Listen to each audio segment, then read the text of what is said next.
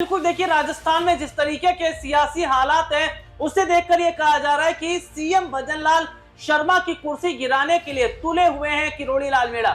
और यहां तक ये भी खबर सामने आ रही है कि वे विधायक लेकर कांग्रेस की।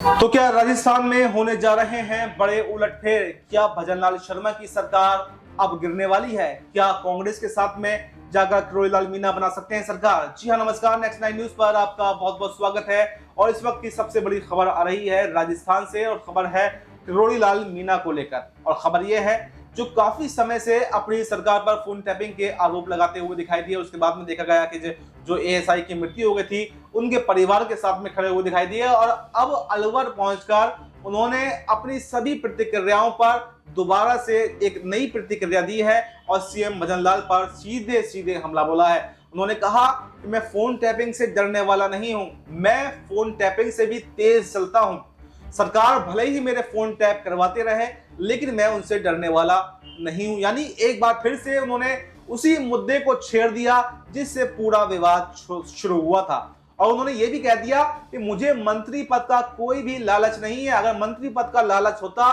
तो मैं अपने मंत्री पद से कभी भी इस्तीफा नहीं देता। 9 महीने हो चुके हैं, 9 महीने से मैं इस्तीफा मैंने दे रखा है, लेकिन मेरा इस्तीफे को स्वीकार अभी तक नहीं किया गया है। मैं हमेशा जनता से जुड़ा रहा हूं, जनता के मुद्दों को उठाया है और हमेशा ही जनता के मुद्दों को उठाता रहूंगा। जब तक भी, जिस दिन मैंने जनता के मुद्दों को उठाना बंद कर दिया तो उस दिन से मुझे वोट मत देना। तो राहुल जी मेरे साथ हैं इस पर चर्चा करने के लिए। राहुल जी से हम एक के बाद एक सवाल पूछेंगे। सबसे पहले राहुल जी, आपका इस प्रोग्राम में बहुत बहुत स्वागत है। जी। मेरा पहला ही सवाल आपसे रहेगा कि जो राजस्थान की सियासत में जो उठापटक का दौर जारी है और मुख्य केंद्र बिंदु बने हुए हैं किरोड़ी लाल मीणा, एक बार फिर से वो जो है अलवर पहुंचते हैं और अलवर पहुंचने के बाद में फिर से वही मुद्दा उठाते हैं जिससे पूरा विवाद शुरू हुआ था। और उन्होंने ये साफ साफ कर दिया कि मैं डरने वाला नहीं हूं। इसमें मैं थोड़ा सा कंपैरिजन भी करना चाहूंगा कि एक साथ 2 जगह बगावत उठी थी, एक राजस्थान में और एक हरियाणा में। लेकिन हरियाणा की बगावत कहीं ना कहीं खामोश हो गई।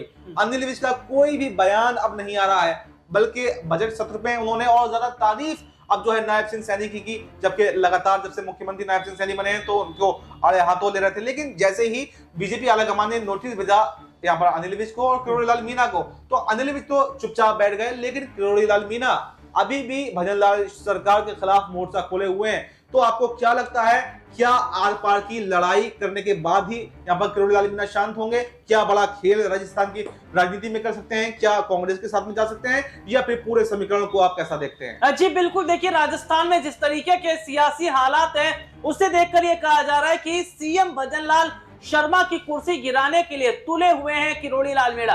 और यहां तक ये भी खबर सामने आ रही है कि वे विधायक लेकर कांग्रेस की तरफ भी जा सकते हैं। देखिए, काफी समय से राजस्थान में भारतीय जनता पार्टी के अंदर अगर कहा जाए तो सियासी उथल पुथल मची हुई है और सीएम भजन लाल शर्मा जो है वे अपने विधायकों से नाराज चल रहे, विधायक उनसे नाराज चल रहे। और इसमें देखिए, किरोड़ी लाल मीणा के साथ साथ मैं वसुंधरा राजे का थोड़ा सा जिक्र करना चाहूंगा। देखिए, सबसे बड़ी बात क्या है कि वसुंधरा राजे जो राजस्थान की पूर्व सीएम रह चुकी हैं, उन्हें भी अभी तक कोई बड़ी जिम्मेदारी नहीं दी गई और उनके साथ उस वक्त सबसे बड़ा खेल किया गया जब उनके हाथ में पर्ची थमाई गई सीएम भजन लाल की। तो ऐसे में देखा जा रहा है कि किरोड़ी लाल मीणा को क्या वाकई वसुंधरा राजे का साथ मिल रहा है, और क्या वसुंधरा राजे और किरोड़ी लाल मीणा अगर एक साथ आते हैं तो क्या वो भजन लाल के खिलाफ हल्ला बोल देंगे? और दूसरी तरफ जिस तरीके से मैं अशोक गहलोत, सचिन पायलट का जिक्र कर लूं तो वे जिस तरीके से मीणा के साथ नजर आ रहे, चाहे वे फोन टैपिंग का मामला हो या अन्य मुद्दे हैं, ये साफ तौर पर बताता है कि कांग्रेस की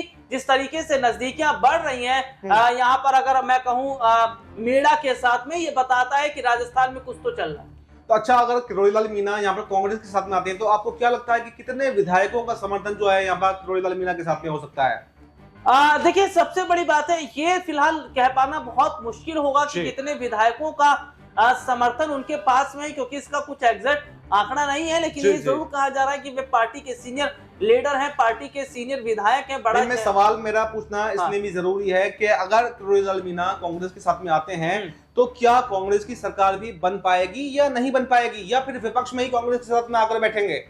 जी देखिए, ये तो मीणा के ऊपर डिपेंड करता है कि उनके पास विधायक कितने। देखिए, इसका फिर मैं थोड़ा सा एक उदाहरण देना चाहूंगा कि कुछ समय पहले ज्योतिरादित्य सिंधिया अपने विधायक लेकर जब बीजेपी की तरफ चले आए तो देखिए सरकार बन गई भारतीय जनता पार्टी की।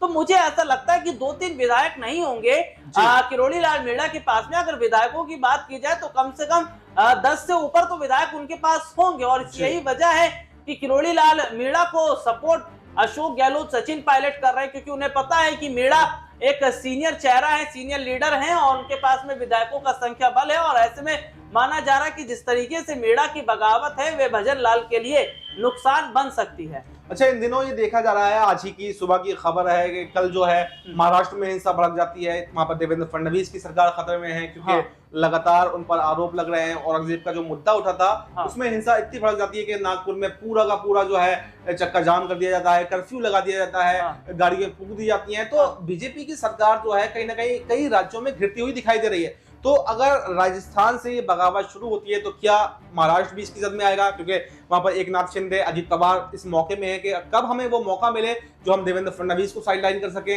इधर अनिल विज भी भले ही शांत जरूर हैं लेकिन खुंदस में बैठे हुए हैं कि कैसे सीएम नायब सिंह सैनी को हटाया जाए। दिल्ली की बात कर लें तो परवेश वर्मा है, वो इस इंतजार में है कि कब रेखा गुप्ता को साइडलाइन किया जाए।